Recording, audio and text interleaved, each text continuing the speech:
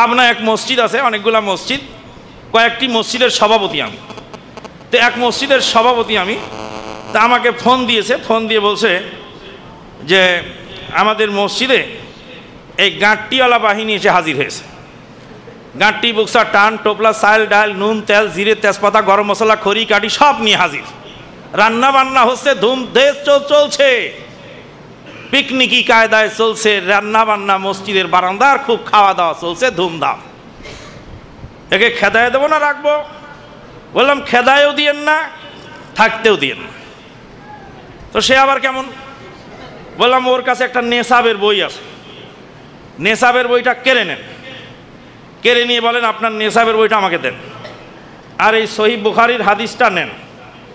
আমাদের মসজিদে আজীবন থাকেন, অনুমতি দিলাম, আজীবন সহিহ বুখারীর হাদিস পড়ে শোনাবেন, সারা জীবন থাকেন, মসজিদে থাকার অনুমতি, কোনো সমস্যা নেই, কিন্তু ওই নেশাব পড়তে দেওয়া হবে না। কেন? বুখারীটা ছুঁড়ে ফেলে মারছে, ফেলে মেরে বুখারী কোন নবী লেখছে, লেখে বুখারী ছুঁড়ে ফেলে মানে আমার নেশাবের বই দাও, আমি তোমার মসজিদে চলে গেলাম।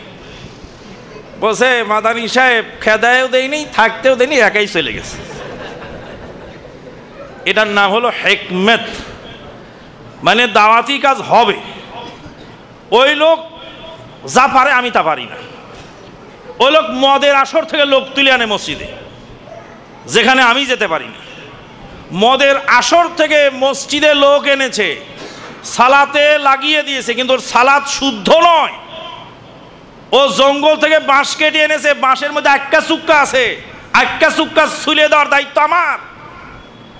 ও মদের আসর থেকে লোকটাকে মসজিদে এনেছে, ওর কাজটুকু স্বীকৃতি দিয়ে বাকি কাজটুকু যদি আমি তার সাথে সম্পূরক করি, ইনশাআল্লাহ বরকত হবে।